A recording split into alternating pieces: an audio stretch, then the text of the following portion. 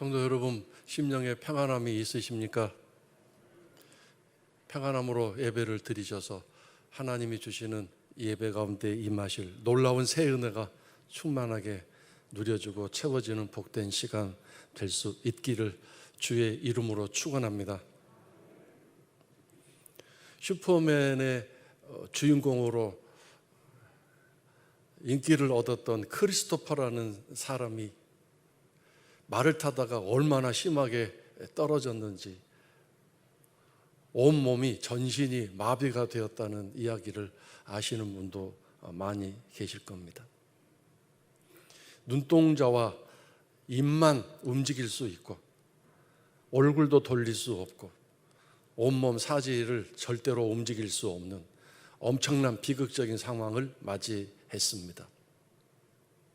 방송에서 이 사람에게 질문을 하나 했는데, 만약에 몸이 정상으로 된다면 지금 가장 먼저 하고 싶은 일이 뭡니까? 라고 물었습니다. 그랬더니 이 사람이 대답을 했는데 참 감동적인 대답을 했습니다. 나는 일어나서 걸어서 저 방문을 여는 것이 내가 지금 하고 싶은 가장 원하는 일입니다라고 대답을 했습니다. 우리는 늘 아무 생각 없이 방문을 열고 닫고 출입을 합니다. 그게 무슨 대단한 일이겠습니까? 그러나 이 사람의 경우는 누가 움직여주지 않으면 꼼짝할 수 없는 침대에 눕거나 휠체어에 앉아서, 휠체어도 자기 힘으로 굴릴 수 없습니다. 누가 밀어줘야 합니다.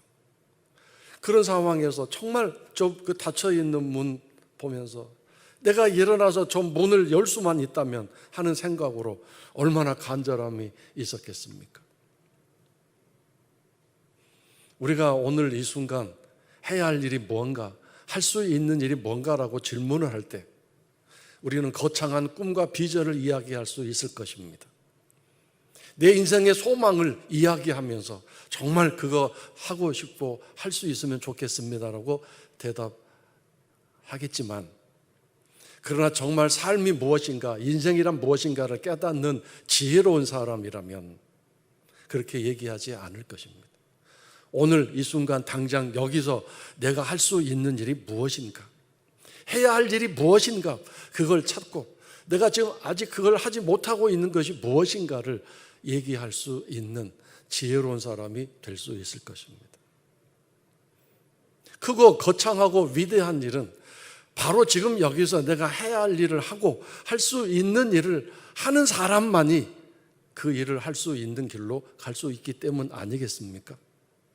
지금 내가 할 수 있는 일과 해야 할 일을 하지 않고 있으면서 큰 일을 하고 위대한 일을 하기를 바란다는 것은 비현실적인 이야기이기 때문입니다. 자, 그런데 여러분, 우리가 무엇을 하든지 어떤 일을 하든지 거기에 뭔가 하나 공통적인 전제 조건이 하나 있습니다. 그것은 나의 기쁨, 나의 즐거움, 나의 편안함이 언제나 동반된다는 것입니다. 물론 먹고 살기 위해서 어쩔 수 없이 일을 하고 무슨 임무나 업무를 담당할 때는 기쁨도 아니고 즐거움도 아니고 편안함도 아니지만 할 수밖에 없는 그런 상황도 있겠지만, 내가 선택하고 내가 하고자 하는 일이 자유롭게 결정지어지게 되는 그런 입장에서는 언제나 나의 기쁨, 나의 즐거움, 나의 편안함이 요구될 것입니다. 여러분도 다 매스컴에서 보고 들으셨겠지만, 여중생들이 자기 동료 여중생을 폭행하고 피가 막 흐르고 움직이지 못하는 그런 상황을 카메라로 찍어서, 휴대폰으로 찍어서 자기 SNS에 올리고 자랑스럽게 그것을 공개했던 그런 일들이 있었지 않습니까? 저는 그런 상황을 보면서 악마를 보았다라는 생각이 들었습니다. 인간 속에 숨어있는 악마를 보게 된 것 같습니다. 그런데 여러분, 그런 일을 왜 하겠습니까? 기쁘고 즐겁기 때문에 하겠죠. 놀라운 일 아닙니까? 불편하고 고통스럽고 힘든 일이면 뭐 때문에 그 아이를 폭행하고 사진을 찍어서 올리고 낄낄대며 웃겠습니까? 지난 여름은 엄청나게 더웠습니다. 뜨거웠습니다. 더운 게 아니라 뜨거웠습니다. 정오에 밖에 나가면 그 뙤약볕 밑에 완전히 몸에 수분이 말라가는 느낌이 들어서 정말 힘들고 어려운 여름이었습니다. 어느 날 서울에 가서 어떤 분을 만났는데 얼굴이 새카맣게 탔습니다. 아니, 빨갛게 익었습니다. 제가 놀래가지고 뭐 때문에 그렇게 얼굴이 됐습니까? 그랬더니 어제 골프를 치고 왔다고. 오전에 한 코스 돌고 오후에도 또 한 코스 돌았습니다. 그 대답을 듣고 제가 놀래가지고, 아니 이 더운 땡볕에 어떻게 가서 골프를 하십니까? 그랬더니 너무 재밌었어요. 너무 즐거웠어요. 그렇게 대답을 하는 걸 들으면서 사람은 즐겁고 기쁜 일이라면 그 어떤 것도 마다하지 않는, 물불도 가리지 않는 그런 본능과 그런 성향이 있구나, 이걸 알게 됐습니다. 2주 전쯤에 여러분 신문에서 혹시 보셨는지 모르겠습니다. 얼마나 그때 추웠습니까? 정상적인 온도는 영하 10도 이하였고 체감 온도는 영하 15도, 16도쯤 됐을지도 모르겠습니다. 그런데 밤에 사람들이 길가 도로변에 텐트를 치고 파카를 껴입고 밤새도록 거기서 있었습니다. 또 텐트를 안 친 사람도 파카를 두껍게 껴입고 동동거리면서 그 밤을 지새고 있었는데 이유는 뭐였습니까? 그 다음날 값을 올린다는 명품을 사기 위해서, 선착순 한정 물량이기 때문에 그 명품 가방을 사기 위해서 그 추운 혹한의 날씨에 밤을 새웠다는 것입니다. 또는 20만 원짜리 운동화를 사기 위해서 그렇게 밤을 새웠던 사람들도 있었습니다. 그 20만 원짜리 사서 팔면 200만 원, 300만 원 된다고 합니다. 사람은 이 기쁨과 즐거움을 위해서는 그 어떤 것도 마다하지 않는 본능적인 게 숨어 있구나, 그게 잠재되어 있구나, 이걸 알게 됩니다. 어린 아이부터 노년에 이르기까지 모든 하고자 하는 일들의 기본적인 전제 조건은 내 기쁨이냐, 내 즐거움이냐, 내 편안함이냐입니다. 그래서 지금 당장 내가 하고자 하는 일도 언제나 기쁨과 즐거움, 편안함입니다. 그 편안함과 즐거움을 추구하다 보니까 당장 여기서 해야 할 일을 하지 않는 경우도 있고 할 수 있는 일도 하지 않는 것입니다.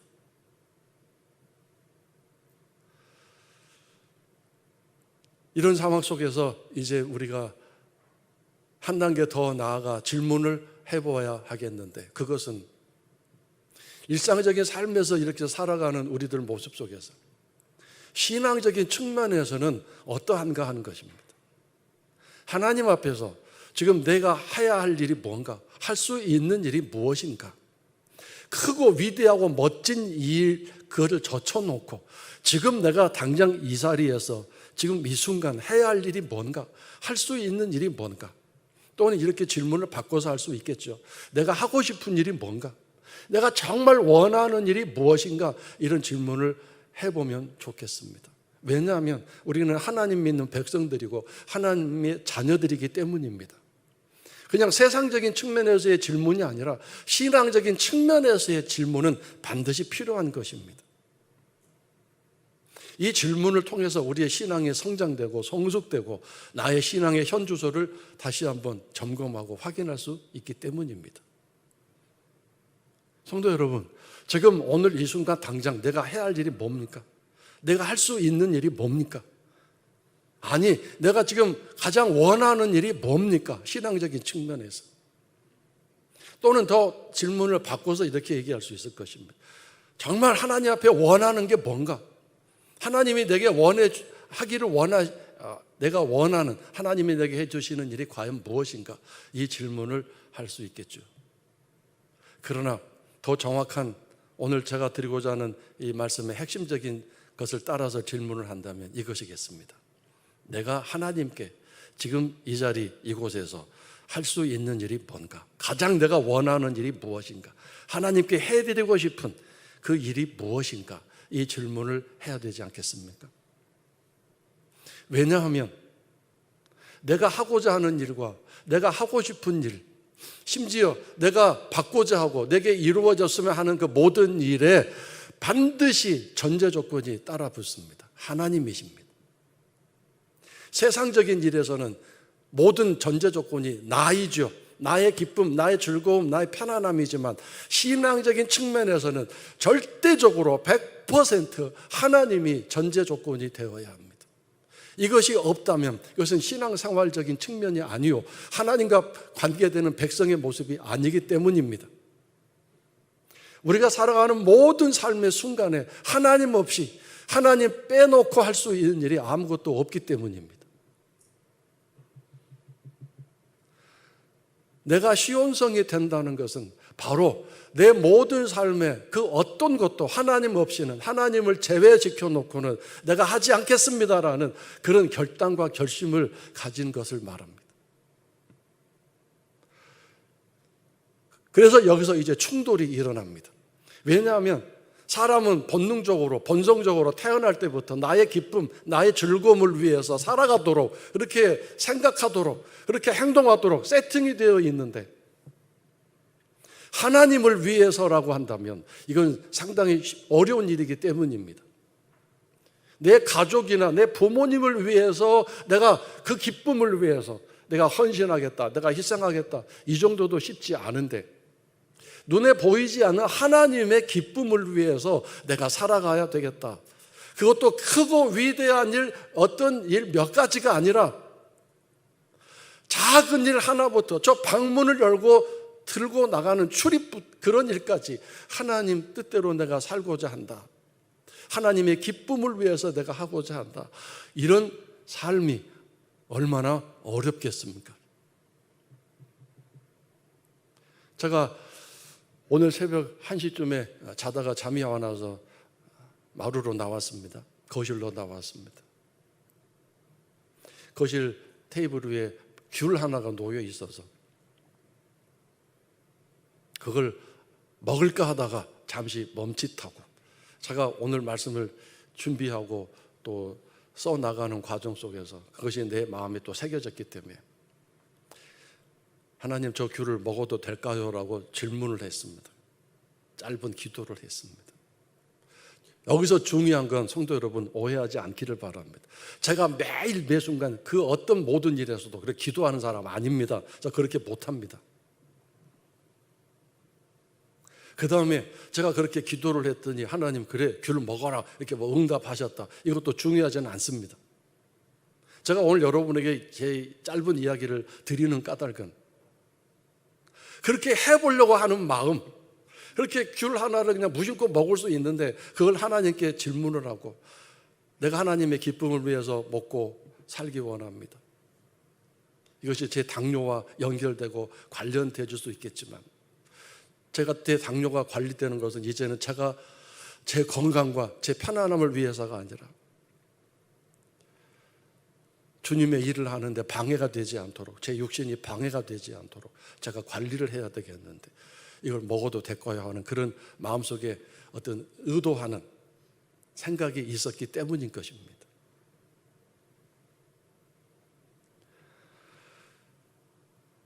성도 여러분, 내 자신의 기쁨과 내 자신의 즐거움을 위해서 살아가는 우리들의 삶 속에서 하나님의 기쁨을 위해서 살아가야 되겠다. 근데 그 일이 크고 멋지고 대단한 일부터가 아니라 작고 사소한 일부터 이제 하나님의 기쁨을 위해서 해야 되겠다. 그래서 하나님께 질문을 하고 묻는 그런 삶을 살아가는 것, 이것이 얼마나 중요한 것인가. 이것이 초심으로 돌아가는 일이요, 첫사랑을 회복하는 일이요, 이런 삶을 살아가는 것이 결국 내가 시온성이 되는 길이고, 내 모든 시간에 하나님이 관을 씌워주시는 복된 영광스러운 삶이 될 수 있는 것 아니겠습니까? 시편 37편 4절의 말씀을 읽겠습니다. 너무도 많이 언급하고 우리가 함께 읽었던 말씀인데, 또 여호와를 기뻐하라, 즉 기쁘게 해드려라, 그런 뜻이죠. 그리하면 내 마음의 소원을 내게 이루어 주시리로다 그랬습니다. 만약에 우리가 나의 기쁨을 위해 살아가면서, 나의 기쁨을 위해, 편안함을 위해서, 그건 당연한 거 아닙니까? 어떤 문제가 해결되고 이루어지기를 원하는 것은 내 기쁨, 내 편안함이죠. 그런 마음과 자세로 하나님께 소원을 가지고 있고 원하는 바를 가지고 있다면 그 하나님과 관계에서 좀 멀어져 있다는 뜻 아니겠습니까? 하나님을 기뻐한다, 하나님을 기쁘게 해드리는 삶이 먼저다, 너의 모든 삶이 하나님을 기쁘게 해드리는 삶이 되고 있느냐, 이것이 먼저 체크되어야 된다는 뜻 아니겠습니까? 여기서 다시 한번 강조하지만, 하나님을 기쁘게 해드리는 삶이 어떤 크고 위대한 멋진 일 몇 가지, 그런 일뿐만 아니라 우리가 밥 먹고 살아가는, 사람과 만나 대화하는, 잠자고 일어나 활동하는, 걸어가는 그 모든 삶이 하나님께 기쁨이 되는가, 이게 중요한 것입니다. 이게 정말 쉽지 않습니다. 근데 이제 요한복음 8장 29절 말씀 보겠습니다. 예수님이 하신 말씀인데, 나는 항상 그가 기뻐하시는 일을 행함으로 하나님이 나를 혼자 두지 아니하셨다고 얘기하고 있습니다. 그건 예수님이나 되니까 그렇죠. 예수님이 이 땅에 오셨을 때 1%도 하나님의 능력, 그 신적인 권능을 가지고 살지 않으셨습니다. 완벽한 인간의 몸을 가지고, 인간의 그 한계적인 힘을 가지고 사셨습니다. 그러면서 하나님의 뜻, 하나님을 기쁘게 해드리는 삶을 사는 모습을 우리들에게 보여주셨고 가르쳐 주셨습니다. 여기서 정말 중요한, 우리들 마음속에 깊이 와닿는 단어가 뭡니까? 항상이라는 단어입니다. 항상. 어떤 특별한 일, 대단한 일, 멋진 일, 그런 일만이 아니라 항상은 우리들의 모든 일상적인 삶을 다 포함하는 단어입니다. 그래서 여러분, 이런 질문을 하며 살아야 되겠죠. 내가 이런 단어를 쓰는 것이, 이런 대화를 하는 것이 하나님께 기쁨이 될까? 지금 이 하고자 하는 일이 나의 본성적인 기쁨과 즐거움 때문에 하는 건지, 정말 하나님이 기뻐하실 일인지 확신하고 하는 건가? 이런 질문들을 해야 되지 않겠습니까? 사람도 나를 기쁘게 해주는 사람, 나를 즐겁게 해주는 사람 늘 만나고 싶고 가까이 있고 싶어 하듯이 하나님도 마찬가지입니다. 1년에 날 잡아서 몇 번 정도만 하나님 기쁘게 해드리고 거의 대부분의 삶을 자기 기쁨을 위해 살아가고 또 자기의 편안함을 위해서 이것 주세요 저것 주세요라고 요청만 하고 앉아있다면 하나님이 얼마나 섭섭해 하시겠냐, 한번 생각해 봐야 되지 않겠습니까? 오늘 본문 말씀으로 돌아가겠는데, 그 본문 말씀 중에서 하나님은 이스라엘 백성들에게 이렇게 말씀하시죠. 그리고 오늘 나에게, 우리에게 말씀하고 계십니다. 하나님 당신에게로 돌아오라고 요청하고 계십니다. 이 얘기를 들은 이스라엘 백성들이 황당해 했습니다. 기가 막혀 했습니다. 안식일마다 모여 예배하고 성경 말씀도 듣고 연구도 하고 율법도 알고 열심히 지키려고 하는데, 그들 보고 하나님이 돌아오라고 말씀하시니, 아니 언제 우리가 하나님을 떠났다는 얘기입니까? 너무도 어이없어가지고 황당해 있었는데 분위기가 너무 심상치 않으니까 조금 있다가 이스라엘 백성들이 하나님께 다시 질문을 했습니다. 우리가 떠나갔다면 이렇게 돌아가야 될 텐데 어떻게 돌아가는 것이 맞습니까? 어떻게 돌아가야 됩니까? 뭘 돌아가야 됩니까? 이렇게 질문을 했습니다. 만약에 하나님이 여러분과 나에게 너 지금 나를 멀리 떠나 있구나, 돌아와라, 이렇게 말씀하신다면 황당해하지 않겠습니까? 하나님을 잊은 적도 없고 이렇게 오미크론이 막 확산 지경인 가운데서도 이렇게 예배를 드리러 나왔고, 저는 1월 달에 그 금요일 특별 기도회를 계획하고 진행하면서 얼마나 마음에 스트레스를 받았는지 몰라요. 저보고 믿음이 없다고 뭐 비난하셔도 할 말은 없습니다. 그러나 앞에서 그 일을 계획하고 진행하고 또 책임을 지는 입장에서 그런 무거운 마음의 짐이 있었습니다. 두 가지가 있었는데, 한 가지는 성도들이 과연 얼마나 나오실까, 두 번째는 오미크론이 확산되는 가운데서 확산 또 이렇게 감염되는 일이 혹시 일어나지 않을까, 걱정이 얼마나 많았는지 모릅니다. 그런데도 성도들이 열심히 나와서 기도하고 부르짖고 기도하고 찬양을 힘차게 부르고 참 기쁨의 순간이었습니다. 하나님, 제가 금요 심하게도 나와서 그렇게 오미크론이 확산되는 가운데서 나와서 예배를 드리고 기도하고 찬양했는데, 아니 나보고 멀리 떠나가 있다니 어떻게 돌아가라는 얘기입니까? 뭘 돌아가라는 얘기입니까? 황당한 얘기일 수 있지 않겠습니까? 근데 하나님은 분명히 말씀하셨어요. 어떤 것인가? 그 말씀에 나와 있죠. 너희가 나의 규례를 떠났다라고 말씀하십니다. 나의 규례를 떠나 지키지 아니했다 그랬습니다. 지키지 아니했다라는 말은 삶에 적용하지 않았다 그 뜻입니다. 여기서 삶이란 모든 일상적인 삶을 포함하고 심지어 예배 생활, 기도 생활, 찬송 생활입니다. 자, 여기서 규례라는 말은 쉽게 말하면 매뉴얼입니다. 매뉴얼대로 살지 않았다. 그래서 너희들이 나를 떠난 것이다 이렇게 말씀하셨습니다. 그래서 나도 너희를 떠났다 이렇게 말씀하고 계시죠. 내게로 돌아와라. 그러면 나도 너희에게로 돌아가리라 말씀하셨습니다. 내가 매뉴얼대로 하지 않으면, 매뉴얼대로 살지 않으면 하나님은 떠나신대요. 왜냐하면 그것이 우리가 하나님을 좀 떠나 있는 삶이 되기 때문입니다. 자, 그래서 중요한 것은 예배나 기도, 찬송 그것을 말하는 게 아니라 예배와 찬송을 매뉴얼대로 했냐 이것입니다.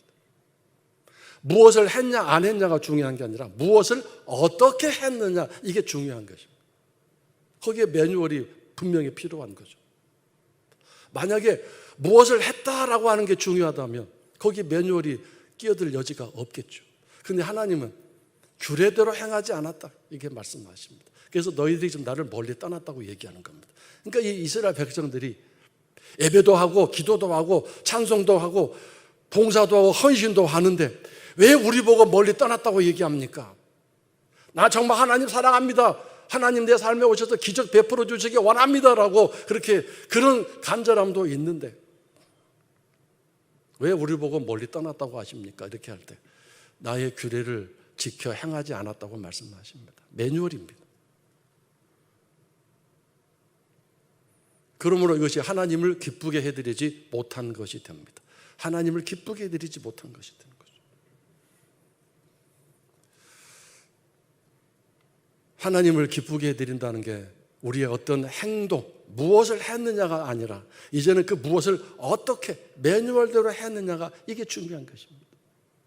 그래서 제가 늘 말씀드리는 바지만 사탄은 기도도 열심히 하고 교회 봉사도 열심히 하고 막 힘든데 교회 예배도 열심히 나가라고 얘기합니다. 그러나 딱 한 가지, 말씀은 읽지 말아라, 펼치지 말아라, 매뉴얼 묵상하지 말아라. 아니 말씀을 읽긴 읽더라도 그냥 머리에 집어넣는 지식과 정보적인 차원으로 끝나라고 얘기합니다. 삶에 적용하지 못하게 만듭니다. 그러므로 여러분, 내가 하나님께로 돌아간다는 것은, 그리고 지금 내가 당장 여기서 해야 할 일, 할 수 있는 일이 뭡니까? 매뉴얼대로 살아가는 일입니다. 항상 기도하라고 했으면 하는 것이고, 분노하지 말라고 했으면 분노한 것에 대해서 잘못했어요 하나님 용서를 비는 것이고, 내가 화가 나서 내 아내, 내 남편에게 이 바보 같은 말을 했으면 내가 살인죄를 저지른 것을 깨닫고 회개하면 되는 것이고, 예배하다가 기도하다가 가슴에 덜컹 누구와 원망 들을 만한 일이 그것이 생각났으면 그것을 해결하고 와서 다시 예배에 앉아서 예배 드려야 되는, 말씀을 적용하는 거죠. 나를 정말 힘들게 하는 사람이 있는데 하나님이 사랑하라고 하셨는데 그 사랑 못했잖아요. 그러면 하나님 어떻게 해야 돼요? 나 사랑 못했어요. 용서해 주세요. 사랑할 수 있는 힘 주세요. 이런 기도를 해야 되지 않겠습니까? 실시간으로 나를 험담하고 나를 비방하면서 사람들 앞에서 나를 수치스럽게 만드는 그 사람이 있을 때 성경에서는 뭐라고 하셨어요? 축복 기도하라고 하셨잖아요. 근데 내가 그걸 못했어요. 안 했어요. 할 수 없어요. 그 사람이 일단 얻어 터지고 깨져서 나한테 잘못했다고 사과한 다음에 그 다음에 내가 축복 기도를 할 수 있으면 할 텐데, 저렇게 나를 괴롭히는 사람이 일 잘 되면 어떡해요? 나를 힘들게 하는 사람이 복 받아서 더 잘 되면 나는 어떻게 살란 말이에요? 라고 내가 이렇게 눈을 뜨고 어떻게 기도할 수 없다고 거부할 때, 그런 나의 모습을 가지고 하나님 앞에 엎드려서 하나님 매뉴얼대로 살지 못했어요. 내 마음이 이렇게 하나님께 순종하지 못해요. 어떻게 하면 좋아요? 이렇게 기도하고 엎드리는 것이 바로 매뉴얼대로 살려고 애를 쓰는 삶이죠. 사실 우리가 어떻게 매뉴얼대로 100% 살 수 있습니까? 살 수 없습니다. 우리가 지난주에 그 요한복음을 묵상하면서 그 바리새인과 서기관들이 현장 여인을 끌고 왔잖아요. 현행범 끌고 왔잖아요. 그때 예수님이 너희 중에 돌 들어서 치긴 치는데 죄 없는 사람이 치라고 그러니까 그 말씀이 얼마나 강력하게 거기 모여있던 사람들의 심령, 영혼을, 마음을 막 찌르셨는지. 평소에는 두껍게 딱 위장하고 덮어놓고 있던 사람들이 나는 괜찮아 라고 했던 사람들의 그 마음을 꿰뚫고 들어가서 이런 죄 저런 죄 막 다 드러나게 하시니까 그 대단한 바리새인들이, 그 대단한 율법을 지킨다고 살았던, 독종으로 살았던 그 사람들이 놀랍게도 죄가 막 있어서 한두 사람은 슬그머니 가다가 보니까 다 떠나갔다고 기록되어 있지 않습니까? 바리새인과 서기관들, 이런 독종들도 율법 다 지키지 못해서 지은 죄들이 많았는데 우리가 뭐라고 대답할 수 있겠습니까? 매뉴얼을 숙지하는 까닭은 내가 그렇게 살지 못하는 부분들을 하나님 앞에 내놓고 나를 정직하게 고백하고 심령의 가난함을 가지고 살고자 하는 겸손함을 의미하는 것 아니겠습니까? 내 힘대로는 살 수 없구나. 하나님의 은혜로만 살아갈 수 있구나. 이런 감사와 감격 속에서 그 하나님을 사랑해 주시고 나를 용서해 주시는 내 아버지 되신 하나님을 찬양하고 경배하고 그런 용서의 사랑을 깨닫고 나도 이제 다른 사람을 용서해 줄 수 있는 그런 온유함과 너그러움을 내 삶에 허락해 주세요. 좀 참을 수 있고 절제할 수 있는 그런 삶이 되게 해주세요. 이런 쪽으로 성숙하게 되어질 때 그것이 바로 시온성이 되어 살아가는 삶이고 하나님이 기뻐하시는 하나님 자녀들의 삶이 아니겠습니까? 우리가 초심으로 돌아간다, 첫사랑을 회복한다는 것, 이걸 우리가 잊어서는 안 되겠습니다. 왜냐하면 우리는 전문가로 살아갈 수 없습니다. 전문가로 살아가서도 안 됩니다. 여러분과 내가 무슨 전문가입니까? 신앙생활 50년 했다고 전문가로 살 수 있습니까? 직분이 목사라고 해서 전문가입니까? 신앙생활의 전문가입니까? 아니면 과거에 신비한 체험도 하고 신비한 경험도 했기 때문에 그래서 전문가일 수 있습니까?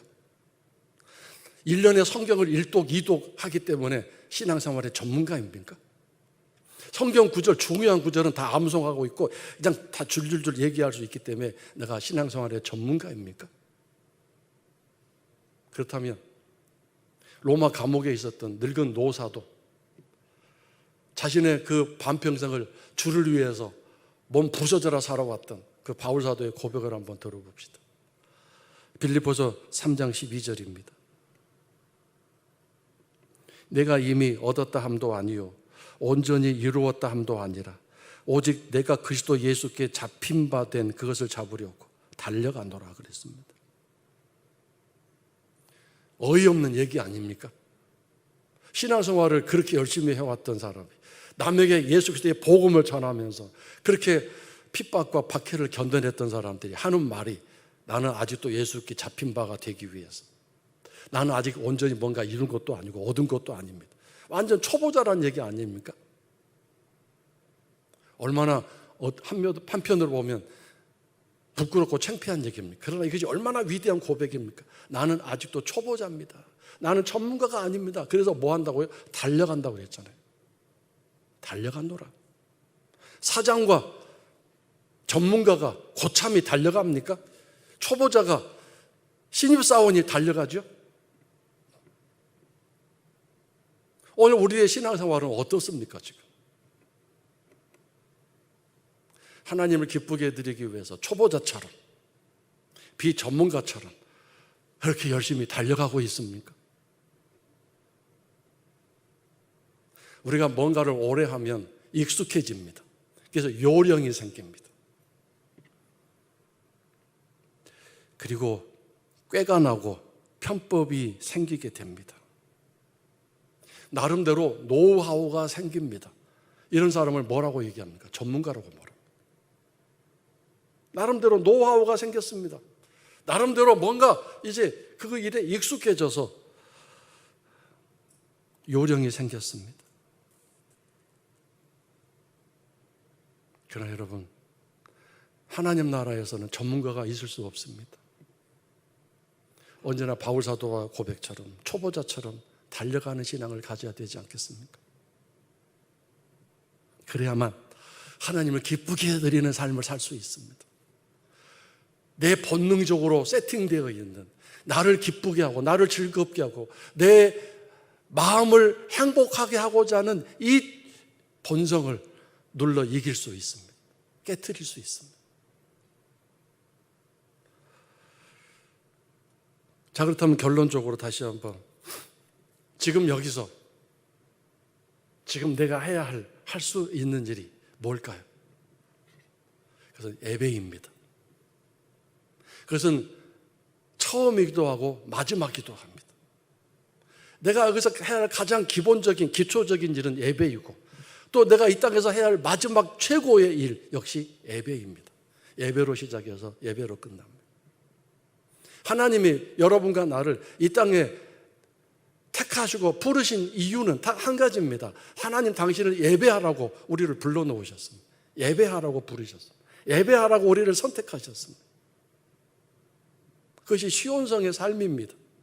그런데 오늘 우리들의 신앙생활이 나를 즐겁게 하고 나를 행복하게 하고 나의 문제가 해결되는 쪽으로 계속 초점이 맞추어져 있으면, 그것은 하나님을 기쁘게 해드리는 삶이 아니라 나를 기쁘게 하는 삶으로 늘 초점이 맞추어져 있기 때문에 하나님과 멀어지게 돼 있습니다. 그러니 그런 예배 생활이 뭔가 마음에 와닿는 일도 없고, 하나님 살아계심을 내 삶 속에서 피부로 매일 삶 속에서 느끼고 경험하는 일은 쉽지 않을 것입니다. 자, 그렇다면 여러분, 예배에 내가 은혜를 받았다고 말할 때 어떤 경우일까요? 제가 곰곰이 생각해 보니까 세 단계가 있는 것 같습니다. 첫 번째는 교회에 왔을 때 교회 환경이 깨끗하고 인테리어도 잘 돼 있고 분위기가 아주 고즈넉하고 안정감이 있고 히터도 따뜻하게 잘 틀어져 있고 조명도 아주 밝고 마이크 시설도 괜찮고 이런 여러 가지 분위기들이 참 편안하게 안락하게 예배 드릴 수 있도록, 예배에 참여할 수 있도록 준비가 되어 있습니다. 그러면 그것부터가 이제 은혜가 될 것입니다. 참 오늘 예배가 괜찮았다 이렇게 말할 수 있을 것입니다. 주차장도 좁지 않고 넉넉하게 내가 딱 한 번에 될 수 있도록 예비가 되어 있고, 만약에 근데 이것이 하나라도 어그러져 있으면 빙빙 돌았는데 찾을 데도 없고 안내 요원도 없고 들어갔더니 전등불 하나 꺼져서 캄캄하고 청소도 안 돼 있어가지고 먼지가 가득하고 거미줄이 쳐 있고 히터도 틀었긴 틀었는데 왜 이렇게 찬바람만 나오고 추워서 죽겠고 마이크 시스템은 왜 저렇게 조절이 안 돼가지고 무슨 말 하라는지 알 수도 없겠고 또 소리가 너무 커가지고 베이스가 들어가면 막 펑펑펑 울리고 아주 귀가 막힐 것 같고, 이런 첫 번째 단계에서 마음에 와닿는 경우 뭔가 잘 조화가 됐을 경우 은혜라고 말할 것입니다. 두 번째 단계가 있겠죠. 한 단계 좀 더 올라갔습니다. 좀 더 이제 성숙돼서 수준이 올라갔습니다. 예배의 내용과 진행 상황이 마음에 와닿아 감동이 되는 경우입니다.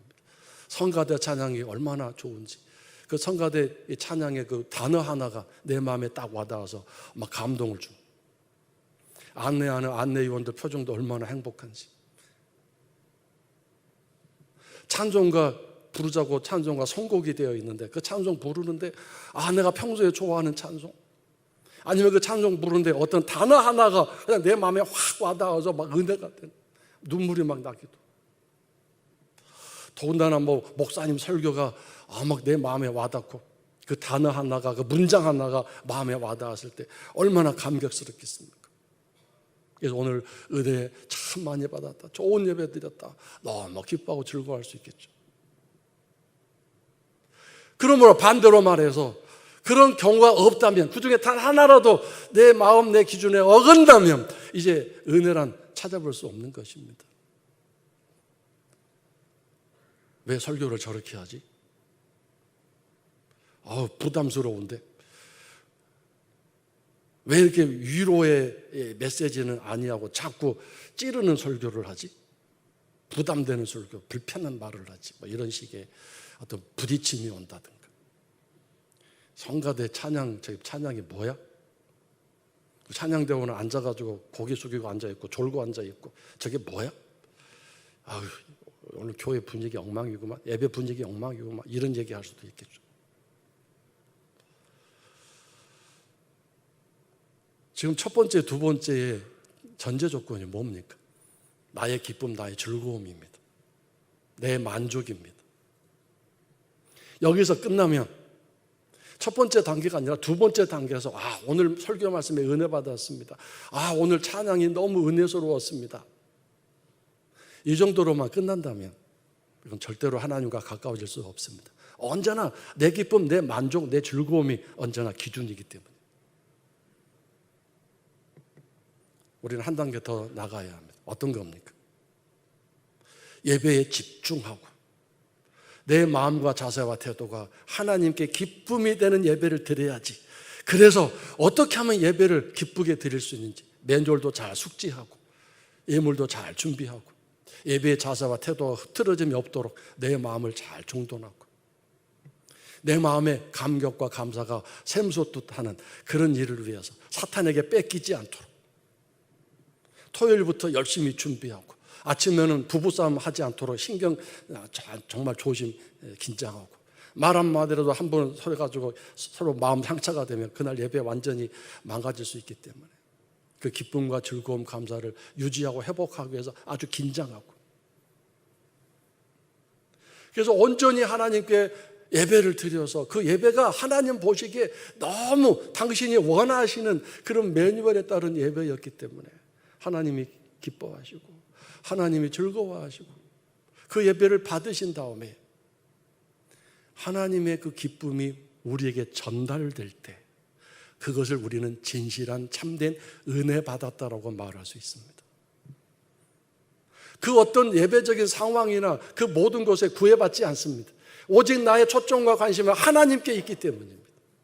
그래서 그 하나님께 내가 온전히 예배를 드림으로 그 하나님의 기쁨이 내 마음속에, 내 삶 속에 근원으로 알 수 없는 그 기쁨이 샘솟게 될 때, 사실 따지고 보면 오늘 목사님 설교도 별로였고 찬양도 별로 마음에 안 들었고 선곡해서 부르자고 한 찬송도 별로 내가 좋아하는 찬송도 아닌 찬송 불렀고, 따지고 보면 그냥 불편할 게 많지만 그런 모든 것들이 내 눈에, 내 마음에 전혀 영향을 끼치지 않습니다. 내가 사랑하는 내 하나님, 그 왕 되신 하나님께 내가 예배 드리러 나왔습니다. 하나님 내 예배 받아주세요. 그런 마음으로 예배에 집중하고 있기 때문입니다. 이것이 바로 오늘 우리가 하나님을 기쁘게 드리는 일, 시온성이 되는 일입니다. 그것이 오늘 우리가 꿈꾸고 소망하는 신앙의 목표고 목적입니다. 주여, 내가 이렇게 되기 원합니다. 이렇게 살기 원합니다. 우리 모든 성도 여러분 삶 속에 이런 하나님을 기쁘게 해드리는 시온성의 삶이 올 한 해 펼쳐질 수 있게 되기를 주의 이름으로 축원합니다.